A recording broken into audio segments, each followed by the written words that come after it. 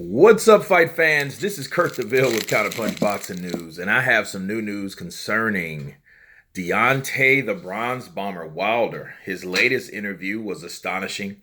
It was a quick little snigment on Sirius FM, and he was discussing the stipulations of the Tyson Fury negotiations. And I'm going to let you guys listen to a little bit of it, and I'm going to dissect it and counterpunch it like I do. So here we go. We knew Fury was going to take this fight. We got to a certain point in time when they were stalling about signing the contract that was already set a week ago. When he was stalling for signing that, we knew some signs was wrong then. We knew it was a problem when Frank wasn't answering his phone anymore. It wasn't no reason for him not to answer. When he wasn't answering, we knew something was up. Okay, let me stop there. Now, Deontay Wilder just stated that he knew something was wrong because Frank Warren wasn't answering his phone. And the funny thing about it is, okay, he wasn't answering his phone, so you guys started to worry. Oh, like the phone calls that you avoided when Eddie Hearn was trying to contact you and Shelly Finkel. The same ones that you ignored. Now you're getting that done upon you.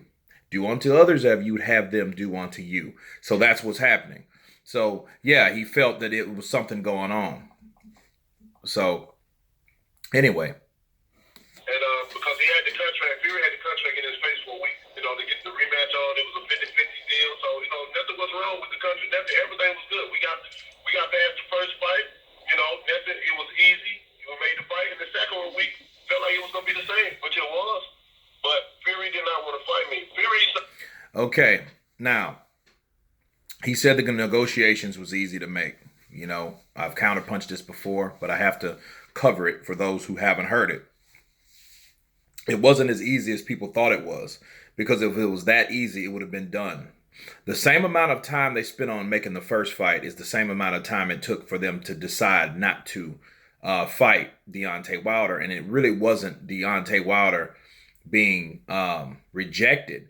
It was the fact that Tyson Fury had bigger fish to fry. Okay, but the first fight, yeah, it took 6 to 7 weeks to get made. And then that was supposed to have been so easy, but it wasn't. Because if it was that easy, it wouldn't take that long. So they had to have some things that they had to talk about and ironed out first before making that first fight. But anyway. Signed his European deal to run away from him. But you can't go nowhere. Where he gonna go? He's not a champion. He didn't win the fight. Fury used all this boasting and he gonna fight me and stuff to get people to try to sign him, And now he's going back to his old ways, trying to back out of things or whatever. But what he doesn't realize is he is not a champion. Right. I'm the champion of America. All these guys get the world. of the world. Oh, now here's the deal. Deontay Wilder said that if you guys heard this, he said that Tyson Fury signed that deal to back out of a fight with him.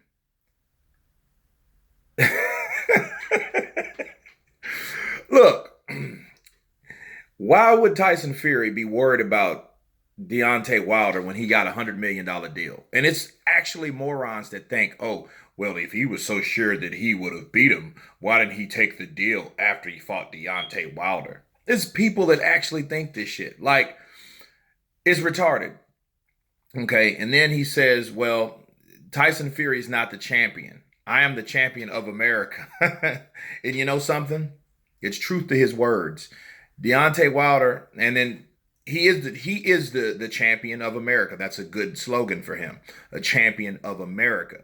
And the guy said, no, of the world, of the world, of the world.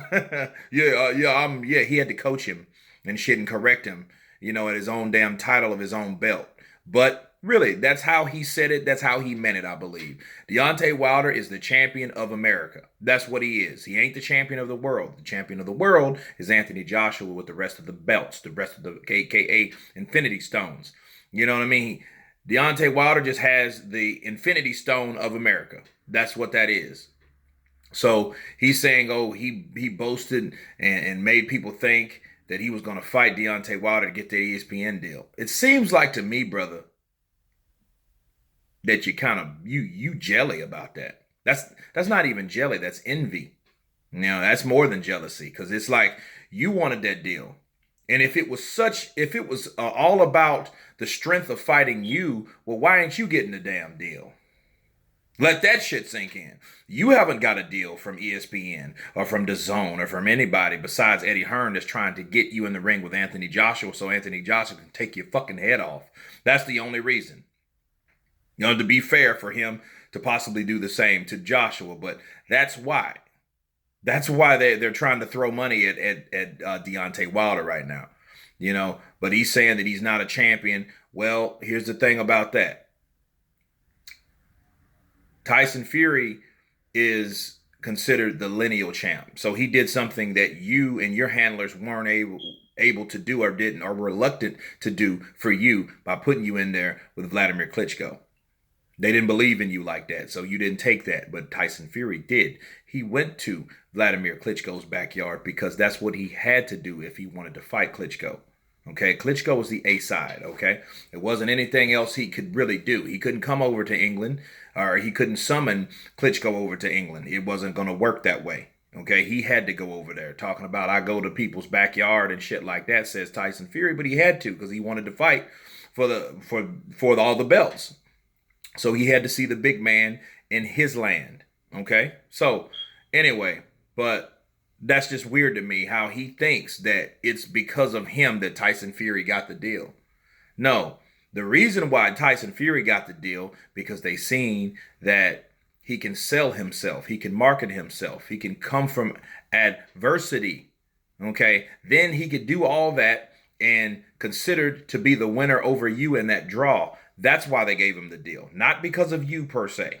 Okay, it started with Klitschko, then drugs, then broads, then a lot of obesity, then come back to beat you and outbox you, and then get up from a massive punch from you. That's where it comes from. So that you have a small portion to do with that ESPN deal. Okay, so I had to counterpunch that, you know, and Deontay Wilder admits that he is the heavyweight champion of America. So anyway, let's go on. The world and all these guys getting deals is based off of in the potential of fighting me. If I don't grab Tyson Fury again, he said all these guys get deals. So I'm assuming he's referring to Anthony Joshua. Look, Anthony Joshua doesn't need you and never needed you on the strength of fighting you to get a deal from anyone. Okay? He was making that type of money way before you ever even thought about it. And you're still not making that type of money. So I don't know where and what thing goes off in Deontay Wilder's mind that makes him think that it's all about him. That's some egotistical shit, though. I got to be real with you, because if you're thinking that, yeah, these guys are making these deals because of me and I ain't making no money, what the fuck does that say about you or your team? Come on, man. Let's just be real about it. It's just stupid for him to say stuff like, oh, they're making that money off of me, off the strength of fighting me. And he got that from somewhere else. You know what I mean? But anyway, like he was coached in this video. He was coached by other commentators and journalists that have other channels that ride with him, that are a little smarter and, you know, and savvy than him word-wise, you know, putting words together. So they're speaking for him, and he's just picking it up and running with them. He's just duplicating something he heard. You know what I mean? But anyway. Yeah, just say I said, well, fuck him then. If you don't want to fight, then I'll go over to someone else. We don't know who. Now, if I go with that attitude and say that, then ESPN is going to be very hurt. Their stomach's going to be hurt, you know, because Fury is a boring fighter. The only thing he got good is his mouth. And the only reason people laugh is because they're laughing at him and not with him because of his British accent coming over here in this country. That's it. Other than that, he's a very, very boring fighter. I knew it. If you noticed, he said, well, what if he decides to go another route? What if we decide not to fight Fury at all? What if we freeze him out? That's basically what he's saying, you know. And, you know, he's threatening to freeze out Tyson Fury, you know, to make the ESPN deal fail. First of all, that is the dumbest fucking thing you could ever do, because the only saving grace you have is to fight Fury in a rematch. And Deontay Wilder, again, guys, still thinks it's all about him. No, It's him, which is Deontay Wilder, has to redeem himself in that fight to prove that I didn't get boxed 10 rounds out of 12 and lose this fight to Tyson Fury. He has to redeem himself because a lot of people think he lost. That's why he got deals, because he's able to overcome shit and do what he still did with you, been going through all that. But he's planning on not fighting Fury, right? Or he's threatening to do that. And little does he know, if he and Fury got together to co-conspire against Anthony Joshua last year, right? Because that's exactly what happened. He thought he had a little partner in crime. Not a dancing partner, but a partner in crime. And the partner in crime fucked around and played him. That's what happened. Now he's butthurt and pissed off about it. Now he has the nerve to say, oh, I bet if I don't fight you, I'm going to make that ESPN deal go belly up. Oh, really? You think you are, and it's so funny that these fighters like Deontay thinks that it's all about himself. He thinks that Joshua thought it was all about himself, but you got to remember something. There's Anthony Joshua with the rest of the belts. Genius. Think about it. So if you call yourself freezing out Tyson Fury can easily make a fight with Anthony Joshua and do exactly what you and Tyson Fury did or attempted to do last year. Freeze out Anthony Joshua. So you're telling him, hey, I'll freeze you out to make your ESPN deal go belly up. Oh, really? I'll go fight Anthony Joshua, the true heavyweight champion of the world, and make a mega fight in England at Wembley Stadium and forget all about you because they really don't need you. And he's going to find that out the hard way if this is what his plan is. But that's the dumbest thing. That's exactly what he shouldn't do. Because, again, his saving grace is fighting Fury again and beating Fury convincingly. Okay? But anyway, let's go on. Once he starts fighting, people ain't going to deal with it, especially not over here in America. Now Fury is reneging. That's another no-no we don't deal with here in America. When you talk all that stuff, and then you don't bag it up, and then you go the other way and you do it on purpose, people don't like that, man. In this country, we don't go off of moral victories. I'm not going off of moral victories. You know how many people told me how I knocked them out, and how Jack Reese cheated, and how he was on that campus, and how many times people told me they just kept count and all this, and the clock and stuff. I could have easily went off of moral victory and said, well, I don't need to fight you no more. Because I'd have beat you. I'd knocked you out. Well, Deontay Wilder, man, he's mad. That's all I got to say about it, guys. He is pissed off about that deal. He's pissed off about that deal. But for those who haven't heard, it wasn't the fact that the fight wasn't offered to Wilder. See, Wilder's team thought that they were offering a fight to Tyson Fury. In fact, when Tyson Fury signed the ESPN deal, the multi-million-dollar deal, the fight was then offered from Fury's camp. So it changed sides. It went from a guy that made a power move that was like, hey, you're not offering me anything. We're offering you what we can offer you if you really want to fight. But in the grand scheme of things, it's kind of tricky because Tyson Fury, Bob Arum, and Frank Warren, ESPN, they offered Deontay Wilder the fight, but it wasn't next.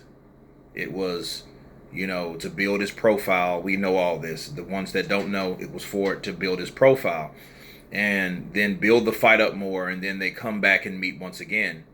And then Deontay Wilder makes about what he made for fighting Fury initially in the first fight. So Deontay Wilder turned it down. But if he knew, you're going to walk away and you do it on purpose, well, the thing is, they offered him what he was worth at the end of the day. He just didn't take it. That's his right to not take it. But he still needs to understand that Tyson Fury doesn't need him.